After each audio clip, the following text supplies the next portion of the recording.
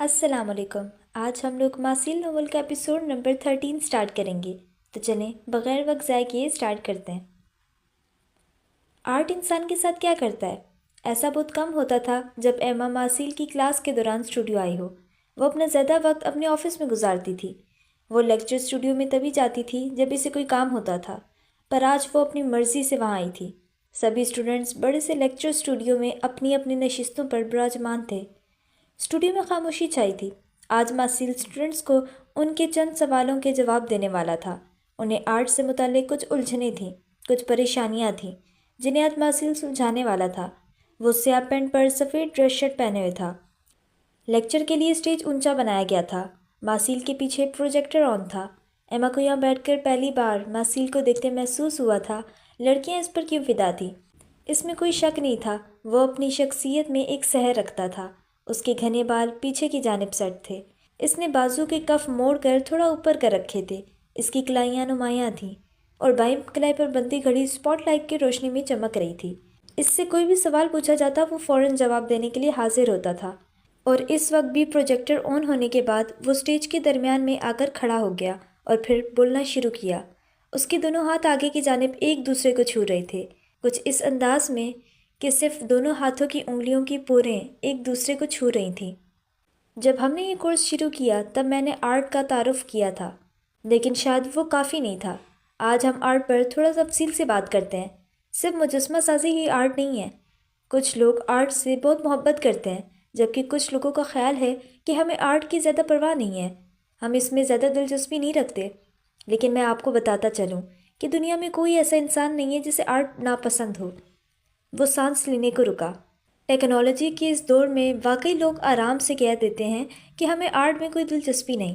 Students دم سادے اسے سن رہے تھے۔ سب کے ذہنوں میں سوال ابھرا کہ کیسے، پر کوئی بولا نہیں تھا۔ تبھی ماسیل نے ہاتھ پیچھے باندھے اور دائیں جانب چلنا شروع کیا۔ آرٹ کا مطلب صرف تصویریں بنانا یا مجسمہ سازی نہیں ہے۔ ہر شخص آرٹسٹ ہے، ہر شخص ایستھیٹیشین ہے۔ کچھ لوگ گاڑی چلاتے وقت میوزک سنتے ہیں، کچھ لوگ کتابیں پڑھتے ہیں۔ وہ جو مثال دے رہا تھا، پیچھے اسکرین پر تصویریں ابھر رہی تھیں، اور یہ سب مارتھا ہینڈل کر رہی تھی۔ کچھ لوگوں کو پینٹنگ پسند ہے، جبکہ کچھ لوگ گھر کو ڈیکور کرنے میں دلچسپی رکھتے ہیں۔ کچھ لوگوں کو نئی ٹیکنالوجی میں دلچسپی ہوتی ہے۔ کچھ لوگ پرندے کی چہچہاہٹ اور طلوع یا غروبی آفتاب کے منظر سے خوش ہو جاتے ہیں۔ کچھ لوگ اپنے پسندیدہ ڈرامے کے کردار میں کھو جاتے ہیں۔ یہ سب کیا ہے؟ یہ سب آرٹ ہے، جسے ہم کسی نہ کسی شکل میں پسند کرتے ہیں۔ ٹالسٹائی کا خیال ہے کہ آرٹ بنیادی طور پر آرٹسٹ کے نقطۂ نظر سے سمجھا جاتا ہے، کیونکہ یہ اس کے تخلیقی کار کے جذبات کا نتیجہ ہے۔ اس نقطۂ نظر میں آرٹ اپنے احساس کو دوسروں تک پہنچانے کا ایک طریقہ ہے جہاں لفظ کافی نہیں ہوتے۔ لیکن آرٹ ہمیشہ احساسات کے رابطے کے لیے تخلیق نہیں کیا جاتا۔ کئی مغفرین کی نظر میں آرٹسٹ کا ارادہ اہمیت رکھتا ہے۔ کئی کا خیال ہے کہ نہیں، آرٹ اتفاقی بھی ہو سکتا ہے، اور اس سے ہمارے پاس کئی سوالات پیدا ہوتے ہیں۔ ہاتھی یا بندر کی بنائی گئی تصویر آرٹ ہو سکتی ہے؟ کیا گلہری کے قدموں کے نشان بھی آرٹ ہو سکتے ہیں؟ ہو سکتا ہے کہ آپ کہیں کہ اس صورت میں گلہری آرٹسٹ نہیں، لیکن اس کی ایکٹیویٹی کے نتیجے میں پیدا ہونے والی شے آرٹ ہے۔ ہر کوئی ٹالسٹائی کے آرٹسٹ پر فوکس کرنے سے اتفاق نہیں رکھتا۔ آرٹ تو آرٹ ہے، بنانے والا اتنا اہم نہیں۔ اہم یہ ہے کہ جو چیز بنی ہے، جو آرٹ وجود میں آیا ہے، وہ ہم پر کس قدر اثر انداز ہوتا ہے۔ وہ جو دائیں بائیں چل رہا تھا، درمیان میں آ کر رک گیا۔ میرے یہاں کھڑے ہو کر آپ لوگوں سے آرٹ پر بات کرنے کا مقصد بھی یہی تھا کہ کیا آرٹ ہم پر اثر انداز ہوتا ہے، کیونکہ ہمارے ایک بہت ہی معزز اسٹوڈنٹ مسٹر لوتھر اس بات کو لے کر تھوڑا پریشان ہے۔ ماسیل نے اسٹوڈیو میں بیٹھے اسٹوڈنٹس میں سے ایک 50 سالہ شخص کی طرف اشارہ کیا جس نے ہاتھ اٹھا کر تصدیق کی۔ مسٹر لوتھر چاہتے ہیں کہ وہ برہنہ مجسمہ بنائیں۔ ان کا یہ سالوں پرانا شوق ہے۔ وہ انسانی جسم کو بنا کسی لباس کے اس کی پوری خوبصورتی کے ساتھ پیش کرنا چاہتے ہیں، جبکہ ان کی وائف ایسا نہیں چاہتی۔ مسٹر لوتھر کا کہنا ہے کہ ان کی وائف مذہبی ہے، اور وہ مانتی ہیں کہ ایسا کرنا لوگوں پر برا اثر چھوڑے گا، یہ اخلاقیات کے خلاف ہے۔ تو آئیں ہم اس پر بھی بات کر لیتے ہیں۔ ماسیل نے پروجیکٹر کی جانب اشارہ کیا جس پر ایک ویڈیو چل رہی تھی۔ ویڈیو ڈنمارک کے ایک میوزیم کی تھی جہاں ایورسٹی نے اپنا کام نمائش کے لیے رکھا۔ اس میں گولڈ فش پانی کے برتن میں تیر رہی تھی۔ یہ برتن برک بلینڈر تھے۔ ایورسٹی نے تماشائیوں کو دعوت دی کہ اگر کسی کی خواہش ہے تو وہ آگے بڑھ کر بلینڈر کو آن کر سکتا ہے۔ آخر میں ایک شخص آگے بڑھا اور بلینڈر کو آن کر دیا، مچھلی کا ملیدہ بن گیا۔ یہ ویڈیو ایسی تھی کہ ایما کو اپنا دل ڈوبتا محسوس ہوا۔ بھلا کوئی ایسے کر سکتا تھا؟ ویڈیو ختم ہوئی تو ماسیل نے بولنا شروع کیا۔ یہ ویڈیو دراصل ایورسٹی کی نمائش پر بنائی گئی تھی۔ کچھ دیر میں پولیس آ گئی اور بلینڈر کی تاریں اتروا دی گئیں۔ میوزیم پر جانوروں کو اعزا دینے کا الزام لگا، جو بعد میں ختم ہو گیا۔ ایورسٹی کا کہنا تھا کہ ان کا کام لوگوں کو 3 میں تقسیم کرنے کے لیے تھا، اور یہ آپ کو خود آپ کے بارے میں آگاہ بھی کرتا ہے۔ اگر آپ کی خواہش بٹن دبانے کی ہے تو آپ اذیت پسند سیڈسٹ ہیں۔ اگر ایسی نمائش آپ کو اپسیٹ کر دیتی ہے تو آپ اخلاق پسند موریلسٹ ہیں۔ جبکہ اگر آپ سب کے رد عمل سے لطف اندوز ہوتے ہیں تو پھر آپ تماش بین وائر ہیں۔ لیکن کئی لوگوں کا کہنا ہے کہ ایورسٹی کا یہ کام آرٹ نہیں تھا۔ آپ کا اس بارے میں جو بھی خیال ہو، لیکن ایورسٹی کا کام بہت سے سوال اٹھاتا ہے، آرٹ کے بارے میں بھی اور اخلاقیات کے بارے میں بھی، اور اس بارے میں بھی کہ آرٹ کو جج کرنے کا معیار کیا ہونا چاہیے۔ وہ سانس لینے کو رکا۔ اسٹوڈیو میں عجیب سا سناٹا تھا۔ وہاں بیٹھا کوئی بھی شخص اس بارے میں نہیں جانتا تھا۔ سب کی حالت عجیب سی تھی، اور ان سوالات کے پھر نئے سوال نکلتے ہیں جو ہمارے اپنے بارے میں ہیں۔ آرٹ ہمارے ساتھ کیا کرتا ہے، اور اس کی ہماری زندگی میں کیا جگہ اور مقصد ہے؟ تبھی روز نے ہاتھ کھڑا کیا۔ ماسیل خاموش ہوا اور سر ہلا کر روز کو بولنے کی اجازت دی۔ روز کھڑی ہو گئی۔ مسٹر ماسیل، میں نے پڑھا ہے کہ افلاطون آرٹ کے شدید مخالف تھے، ایسا کیوں ہے؟ بالکل ٹھیک کہا، افلاطون آرٹ کے مخالف تھے۔ روز بیٹھ گئی جبکہ ماسیل نے بولنا شروع کیا۔ ان کا کہنا تھا کہ آرٹ ہمارے جذبات سے کھیلتا ہے، نہ کہ عقل سے، اور افلاطون کی نظر میں عقل انسانی روح میں سب سے اونچا درجہ رکھتی ہے، اور اسے ہمیشہ انسان کو کنٹرول کرنا چاہیے۔ ان کے خیال میں آرٹ ایک مسئلہ تھا، کیونکہ یہ ہمارے جذباتی حصے کو نمو دیتا تھا۔ ان کا دوسرا مسئلہ یہ تھا کہ ان کی نظر میں آرٹ تصور کو اصل کر کے دکھانے کی کوشش کرتا تھا، اور ایسا کرنا سچ کی تکلیف میں رکاوٹ تھا۔ افلاطون اس بارے میں اس قدر شدید جذبات رکھتے تھے کہ وہ بڑے پیمانے پر سینسرشپ اور پابندیوں کے حق میں تھے۔ وہ خاموش ہو گیا۔ اب اس کی آنکھوں میں عجیب سی چمک تھی۔ اس کی نظریں اسٹوڈیو میں بیٹھے اسٹوڈنٹس پر جمی تھیں۔ جب اس نے رازدارانہ انداز میں کہا، پتہ ہے افلاطون کی آرٹ پر یہ پابندیاں کیا ظاہر کرتی ہیں؟ اس کی آنکھوں کی چمک مزید گہری ہو گئی، بالکل ویسے ہی جیسے اسٹوڈیو کی سب سے آخر والی ایک کھلی کھڑکی سے اندر آنے والی دھوپ تیز ہو گئی تھی۔ ایما نے اس کھڑکی میں بیٹھے پرندے کو اڑتے دیکھا۔ آرٹ طاقتور ہے، ماسیل نے سرگوشی کی۔ وہ ہولے سے مسکرا دیا۔ ایما کے جذبات عجیب سے تھے۔ کیا تھا وہ شخص؟ کیوں وہ اتنا آرٹ سے جڑا تھا؟ تبھی اس کا فون تھر تھر آیا۔ اس کے میسج کا جواب آ چکا تھا جو اس نے مسٹر گرے کو کیا تھا۔ ایسے شخص کو قائل کرنا بہت آسان ہے اگر ہم جان لیں کہ وہ کس چیز سے جڑا ہے۔ ایک لائن کا جواب تھا۔ اسٹیج پر کھڑے ماسیل کی آنکھوں سے زیادہ چمک اب ایما کی آنکھوں میں تھی، جس کی نظریں اسکرین پر جمی تھیں۔ کھڑکی سے داخل ہونے والی روشنی اتنی تیز ہو گئی کہ ایما نے کھڑکی سے نظر ہٹا کر جب ماسیل کو دیکھا تو اس کا وجود ایما کو دھندلا نظر آیا۔ سفید روشنی سیاہی کو بہت جلدی نگل لیتی ہے۔ ماسیل نے مزید بولنا شروع کیا، پر ایما کا ذہن اب کہیں اور الجھا تھا۔ وہ نظریں گھما کر پورے اسٹوڈیو کو جائزہ لے رہی تھی، جہاں کتنے ہی مجسمے رکھے، کچھ ماسیل نے بنائے تھے اور کچھ اسٹوڈنٹس نے۔ اس کا ذہن اب تیزی سے کام کر رہا تھا، جبکہ دوسری طرف ماسیل مسٹر لوتھر کے سوال کے جواب کے بہت قریب پہنچ چکا تھا۔ آرٹ کے فلسفانہ سوال پر سب سے پہلے جس نے غور کیا وہ ارسطو تھے۔ اپنے استاد افلاطون کے برعکس، ارسطو آرٹ کے حامی تھے اور اسے مفید سمجھتے تھے۔ ان کا کہنا تھا کہ ہمارے جسم کو جذبات کی مکمل رینج کو تجربہ کرنے کی ضرورت ہے تاکہ یہ توازن میں رہے۔ اداسی سے لے کر جوش تک ہر جذبے کی تحریک ہونا ہمارے لیے اہم ہے تاکہ ہم زندگی کو محسوس کر سکیں، اور اگر یہ جذبات ہمیں زندگی میں نہیں ملتے تو اس میں آرٹ ہماری مدد کر سکتا ہے، اور جب ہم انہیں محسوس کر لیتے ہیں تو پھر آخر میں ہمیں خوشگوار احساس ہوتا ہے، جسے ارسطو کیتھارسس کہتے ہیں۔ آپ لوگ کیتھارسس سے تو واقف ہوں گے۔ اس نے سوالیہ نظروں سے اسٹوڈنٹس کو دیکھا، جہاں خاموشی چھائی تھی۔ اس کی باتوں کا سحر ہی کچھ ایسا تھا کہ جو لوگ جانتے تھے وہ بھی کچھ نہ بول پائے۔ اوکے، کوئی بات نہیں، میں بتاتا ہوں۔ کیتھارسس ایک ایسا عمل ہے جس میں انسان اپنے دبے ہوئے شدید جذبات و احساسات کا کسی صورت میں اظہار کر کے ذہنی سکون، تطہیر اور تجدید حاصل کرتا ہے۔ اگر انسان کیتھارسس نہ کرے تو اس کے اندر دبے جذبات و احساسات غصے کی شکل اختیار کر لیتے ہیں۔ اگر یہ غصہ کسی بھی صورت نہ نکلے تو یہ انسان کا خود پر نکلتا ہے۔ اس کے نتیجے میں انسان کسی نہ کسی نفسیاتی عارضہ کا شکار ہو جاتا ہے، اور اس کے نتیجے میں انسانی معاشرے میں غصہ، پریشانی، دکھ اور ذہنی دباؤ بڑھنے لگتا ہے۔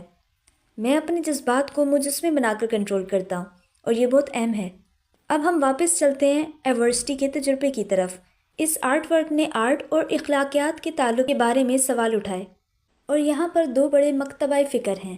ایک آٹونومسٹ کا ہے، ان کے خیال میں آرٹ اور اخلاقیات بالکل الگ معاملات ہیں، اور آرٹ ورک میں اخلاقی کی اپنی چلنی کو درمیان میں نہیں لانا چاہیے۔ اس نقطۂ نظر میں ایورسٹی نے کچھ غلط نہیں کیا، یہ آرٹ کا اظہار تھا۔ لیکن دوسری طرف ایستھیٹک موریلسٹ ہیں، جن کی نظر میں آرٹ اور اخلاقیات کا آپس میں تعلق ہے۔ کسی بھی غیر اخلاقی حرکت کا دھبا آرٹ کو داغدار کر دیتا ہے۔ ان کی نظر میں ایورسٹی کا تصور برداشت ہو سکتا ہے، لیکن یہ حقیقت کہ اس کا اظہار جس طریقے سے کیا گیا اس پر اخلاقی لحاظ سے سوالیہ نشان ہے، اس لیے یہ اس کی خوبصورتی اور قدر کو بھی داغدار کرتا ہے۔ آرٹ ہمارے خیالات کو چیلنج کرتا ہے، اور یہ اچھی بات ہے، لیکن ہر چیز کی حدود ہوتی ہے۔ تو مسٹر لوتھر، میں ایک آٹونومسٹ ہوں۔ مجھے اخلاقیات ویسے ہی نہیں پسند، یہ انسانی جذبات کو قید کرتے ہیں، اور اسی لیے مجھے مذہبی لوگ بھی نہیں پسند جو اپنے جذبات کو چھپا چھپا کر رکھتے ہیں۔ انہیں ان کا مذہب جو اخلاق کا درس دیتا ہے ایسا کرنے پر مجبور کرتا ہے۔ اس کا لہجہ کڑوا ہو گیا۔ ایما کو لگا جیسے ماسیل نے اس پر طنز کیا ہو۔ اگر آپ کی وائف آپ کو جذبات کا اظہار کرنے سے روکتی ہے تو وہ غلط کر رہی ہیں۔ کوئی اپنے لائف پارٹنر کے ساتھ ایسا کیسے کر سکتا ہے؟ یہ بدترین ہے۔ اگر آپ اخلاقیات پر چلنے والے ہیں تو آپ اپنی وائف کی بات مان سکتے ہیں، لیکن اگر آپ کیتھارسس چاہتے ہیں تو آپ کور برہنہ عورت کا مجسمہ اور کورس برہنہ مرد کا مجسمہ سے ملے گا۔ آپ کو اجازت ہے، تھینک یو۔ وہ اسٹیج سے اترا اور تیز تیز قدم اٹھاتا اسٹوڈیو سے باہر نکل گیا۔ اس کے باہر نکلتے ہی اسٹوڈیو میں چھایا تلسم ٹوٹ گیا اور اسٹوڈنٹس کی تالیوں اور سیٹیوں کا شور اٹھا۔ اس کے جانے کے بعد ایما کی مسکان گہری ہو گئی۔ اس کی نظریں ابھی بھی کھڑکی سے اندر داخل ہوتی تیز روشنی پر جمی تھیں۔ اس نے موبائل کو اتنی زور سے تھام رکھا تھا جیسے اس میں اس کا کل سرمایہ ہو۔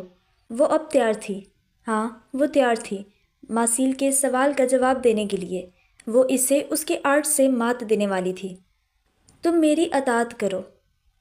آج کا لیکچر شاندار تھا۔ اتنی کم عمر میں اتنا نالج، اتنے مضبوط نظریات رکھنا کمال ہے۔ مسٹر ماسیل انسٹاپیبل ہے۔ جیسے ہی ماسیل اسٹوڈیو سے باہر نکلا، اسے اسٹوڈنٹس کے ایسے بہت سے جملے ایک ساتھ سنائی دیے۔ وہ اپنا کام کر گیا تھا، اور اب ایما کی باری تھی۔ جانے وہ اس سے قائل کر پاتی یا نہیں، اس کا دل تیزی سے دھڑک رہا تھا۔ اس نے اسٹوڈیو خالی ہونے کا انتظار کیا اور پھر دروازہ بند کر کے باہر نکل آئی۔ شاید آج ہی وہ دن تھا جب اسے پہلی بار اپنے اندر کے ملحد کے علاوہ کسی اور سے بات کرنی تھی، کسی اور کا سامنا کرنا تھا، اور وہ کوئی عام انسان نہیں تھا، وہ ماسیل تھا، ایک بت ساز۔ جیسے ہی وہ اسٹوڈیو سے باہر نکلی، اسے ماسیل نظر آیا۔ وہ سامنے ہی پول کے پاس مارتھا کے ساتھ کھڑا تھا۔ مارتھا کے ہاتھ میں اس کا کوٹ تھا۔ وہ جلدی میں نظر آ رہا تھا، یعنی وہ کہیں جا رہا تھا۔ اس نے پہلی بار ماسیل کو اتنی جلدی میں دیکھا تھا۔ مارتھا کسی طوطے کی طرح اسے اس کی کسی اہم میٹنگ کا بتا رہی تھی۔ ماسیل نہ تو بزنس مین تھا، نہ ہی کوئی جاب کرتا تھا، وہ بس آرٹسٹ تھا۔ پھر اس کی ایسی کون سی اہم میٹنگ تھی جس میں جانے کے لیے وہ تیار تھا؟ وہ اپنی کلائی میں گھڑی باندھ رہا تھا کہ اچانک اس کے ہاتھ رک گئے، اور ایما کا دل تیزی سے دھڑکا۔ اس سے پہلے کہ وہ پلٹتی، ماسیل پلٹ کر اسے دیکھ چکا تھا۔ وہ گڑبڑا گئی۔ وہ اسے دیکھ رہی تھی پچھلے چند منٹوں سے لگاتار، اور یہ کیسے ممکن تھا کہ وہ اسے دیکھتی اور ماسیل کو احساس نہ ہوتا؟ وہ اس کی حرکت پر مسکرایا اور مارتھا سے کچھ کہتا اس کی جانب بڑھا۔ مجھے لگا تم چلی گئی ہو۔ وہ اس کے قریب آ چکا تھا، پینٹ کی جیبوں میں ہاتھ ڈالے وہ اس کے بالکل قریب کھڑا تھا۔ وہ اس کے کندھے سے تھوڑا اوپر تک آتی تھی۔ ہاں میں بس جانے لگی ہوں، تم مجھے دیکھ سکتی ہو جتنا تم چاہو۔ وہ شوق ہوا جبکہ ایما کا چہرہ سرخ پڑ گیا۔ میں آپ کو نہیں دیکھ رہی تھی، اس نے فوراً تیکھے لہجے میں جواب دیا۔ ماسیل نے مسکراہٹ ضبط کی۔ کچھ کہنا چاہتی ہو؟ اس نے مزید تنگ کرنے کا ارادہ بدل دیا۔ اسے خود میں میٹنگ میں جانا تھا۔ ہاں، آپ کے سوال کا جواب دینا تھا۔ کون سا سوال؟ وہ الجھا۔ یہی کہ ہم مسلمان نماز کیوں پڑھتے ہیں؟ کیا واقعی تمہیں جواب مل گیا؟ وہ تھوڑا حیران ہوا۔ ہاں مل چکا ہے، پر ابھی نہیں دے سکتی۔ کل آپ کو آپ کے پرسنل اسٹوڈیو میں ملتی ہوں۔ Take care. وہ اپنی بات سنا کر تیز تیز قدم اٹھاتی اس سے دور ہوتی گئی، جبکہ ماسیل نے حیرانی سے اسے دور جاتے دیکھا۔ وہ لڑکی کبھی بھی اس کی سمجھ میں نہیں آئی، وہ بس ایک گہرا سانس لے کر رہ گیا۔ اور پھر اس رات ریسا ہال کی لائبریری میں عجیب سی کھلبلی مچ گئی۔ سب نے دیکھا عبدل بھاگتا ہوا لائبریری میں داخل ہوا۔ بارش کی وجہ سے وہ بھیگا ہوا تھا، اس کے بالوں سے پانی ٹپک رہا تھا۔ لائبریری میں معمول کے مطابق خاموشی چھائی تھی، اسٹوڈنٹس آرام سے اپنے کام میں مگن تھے۔ اور پھر اس کی نظر آخری کونے میں گلاس ونڈو کے سامنے بیٹھی ایمان پر پڑی۔ بجلی کڑکنے کی چندیانے والی روشنی میں اس کا وجود نہا گیا۔ وہ ڈھیلے سے ٹراؤزر شرٹ میں تھی اور سر پر ایک موٹا اسکارف تھا۔ بادلوں کے اس زور سے گرجنے پر وہ گھبرا گئی۔ وہ جو پچھلے آدھے گھنٹے سے وقفے وقفے سے گلاس ونڈو پر بہتے بارش کے قطروں کو دیکھ رہی تھی، ایک دم کھڑکی سے تھوڑا دور ہوئی۔ یہ منظر اس کا ہمیشہ سے پسندیدہ تھا۔ بارش کے قطروں کا کھڑکی کے شیشوں پر بہنا اسے ہمیشہ سے متاثر کرتا تھا۔ اسے یہاں سکون سے بیٹھے دیکھ کر عبدل کا اٹکا سانس جیسے بحال ہوا۔ وہ تیزی سے اس کی جانب بڑھا۔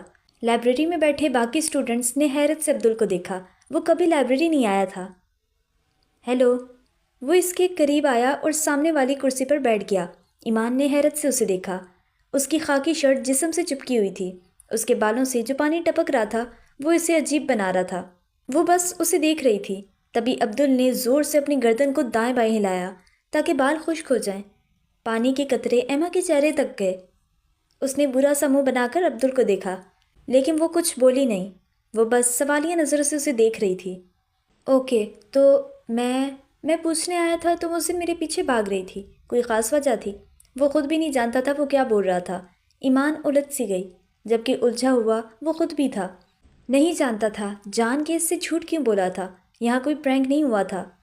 تم یہ پوچھنے آئے ہو؟ اس نے الٹا سوال کیا۔ ہاں، وہ کچھ بول نہ پایا۔ جانے سامنے بیٹھی لڑکی سے وہ جھوٹ کیوں نہیں بول پا رہا تھا۔ کیا تم مجھے ایک کافی پلا سکتی ہو؟ وہ دراصل میرا والیٹ گم ہو گیا ہے اور مجھے کافی کی شدید طلب ہو رہی ہے۔ یہاں مجھے کوئی منہ نہیں لگاتا، پر تم جانتی ہو تو۔ وہ سانس لینے کو رکا۔ ایما اسے ہی دیکھ رہی تھی۔ مجھے تم پر بالکل بھروسہ نہیں، اور ہاں، میرے پاس پیسے بھی نہیں ہیں۔ وہ فٹافٹ اپنا بیگ سمیٹتے بولی۔ صاف ظاہر تھا وہ اسے کافی تو کیا پانی پلانے کو بھی تیار نہیں تھی۔ دیکھو، اتنی تیز بارش میں کسی بھوکے پیاسے کو کھانا کھلانا اچھی بات ہے۔ میں تمہیں کل صبح پیسے واپس کر دوں گا، بس ابھی صرف مجھے کافی چاہیے۔ تو تم کسی اور سے مانگ لو۔ وہ جھٹکے سے اٹھی۔ تمہاری طرح یہاں کوئی بھی مجھ پر بھروسہ نہیں کرتا۔ وہ بھی کھڑا ہوا، پر اس کے سامنے ایمان کو اپنا وجود چھوٹا سا لگا۔ تم اتنے بڑے ہو، پھر مجھ سے پیسے مانگ رہے ہو؟ ادھار، صبح واپس کر دوں گا۔ وہ بس ضد تھا۔ ایمان سمجھ گئی تھی وہ جانے والا نہیں تھا۔ اس نے آس پاس اسٹوڈنٹس کو دیکھا، تقریباً سب انہیں ہی دیکھ رہے تھے۔ اسے عجیب لگا۔ اس کی نگاہوں کے تعاقب میں عبدل نے نظریں گھمائیں تو سب کی گردنیں سیدھی ہو گئیں۔ سب اپنے کام میں یوں مگن ہو گئے جیسے وہ وہاں ہوں ہی نہ۔ ٹھیک ہے، وہ بیگ کندھے پر لٹکاتی آگے بڑھی۔ عبدل نے سکون کا سانس لیا۔ ایمان نہیں جانتی تھی، وہ بس اسے اپنے دوستوں کی شرارت سے بچانا چاہتا تھا، اور عبدل نہیں جانتا تھا وہ ایسا کیوں کر رہا تھا۔ وہ اسے بس اپنی سے لگتی تھی۔ وہ دونوں آگے پیچھے لائبریری سے باہر نکل گئے۔ عبدل کے باہر نکلتے ہی لائبریری میں عجیب سا شور مچ گیا۔ او مائی گاڈ، تم نے دیکھا؟ کیا وہ عبدل ہی تھا؟ عبدل یہاں آیا تھا۔ وہ اس لڑکی سے کیا بات کر رہا تھا؟ وہ منحوس بہت اچھا لگ رہا تھا۔ اور تبھی عبدل نے دروازے کے باہر سے پیچھے کی جانب جھک کر لائبریری میں جھانکا۔ اس کا چہرہ نظر آیا اور پھر سے خاموشی چھا گئی۔ عبدل نے اپنی 2 انگلیوں سے اپنی آنکھوں کی جانب اشارہ کیا اور پھر ان سب کی جانب۔ اشارہ تھا کہ وہ ان پر نظر رکھے ہوئے ہے، اور پھر وہ غائب ہو گیا۔ ارے، تم نے میرے ساتھ کوئی شرارت کی تو اچھا نہیں ہوگا۔ ایمان نے جھٹکے سے پلٹتے ہوئے اپنا دائنا ہاتھ اٹھا کر اسے انگلی سے وارننگ دی۔ یقیناً اسے بنا بلایا مہمان پسند نہیں آیا تھا۔ اس کا چہرہ غضبناک تھا۔ بالکل بھی نہیں۔ عبدل نے دونوں ہاتھ اٹھا کر صفائی پیش کی، اور پھر وہ خود بھی نہیں جانتا تھا۔ راہداری میں ایمان کے پیچھے چلتے ہوئے اس کے لبوں پر ہلکی سی مسکان تھی۔ کچھ لوگ ایک محبت کی تلاش میں اپنے سے جڑے ساری محبتیں گوا دیتے ہیں۔ وہ بھی کسی ایسی ہی محبت کی تلاش میں تھا۔ آج شام ہی سید جبیل کو کسی نے خبر دی تھی، اور سید جبیل کا اس وقت سے خون کھول رہا تھا۔ اس طوفانی شام میں سید جبیل اپنی سیاہ شیشوں والی بڑی سی گاڑی میں ڈرائیور کے ساتھ بیٹھے اسے ڈھونڈ رہے تھے۔ اس وقت ان کی گاڑی بدنام زمانہ محلے کی ایک تنگ سی گلی میں داخل ہوئی۔ مدھم سرخ روشنی یہاں کا خاصا تھی۔ ان کی گاڑی آہستہ آہستہ رینگ رہی تھی۔ سید جبیل کے ساتھ ساتھ ان کا ڈرائیور بھی گلی کے نکڑوں پہ بیٹھے نشیوں میں سے کسی کو تلاش کر رہا تھا۔ سید جبیل جو آج تک یہاں نہیں آئے تھے، انہیں آج آنا پڑا تھا۔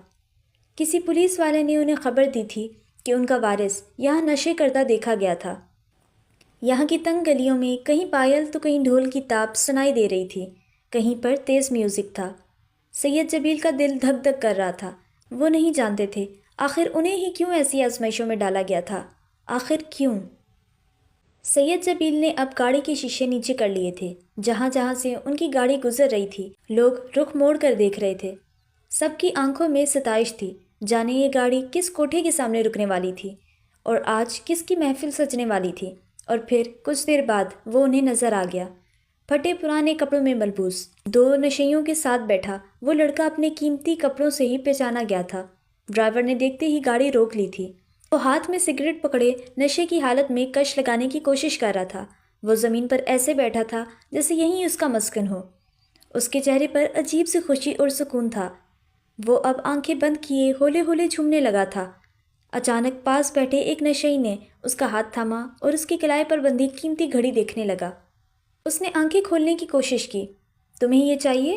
اور پھر اس نے اپنی کلائی سے گھڑی اتارنے کی کوشش کی، لیکن نشے میں اس قدر دھت تھا کہ اس سے وہ گھڑی اتاری نہ گئی۔ بارش اب ہلکی ہو چکی تھی، لیکن ٹھنڈی تیز ہوا کے باعث وہ دبلا پتلا لڑکا اب ٹھنڈ سے کانپنے لگا تھا۔ تبھی جھٹکے سے گاڑی کا دروازہ کھول کر سید جبیل باہر نکلے۔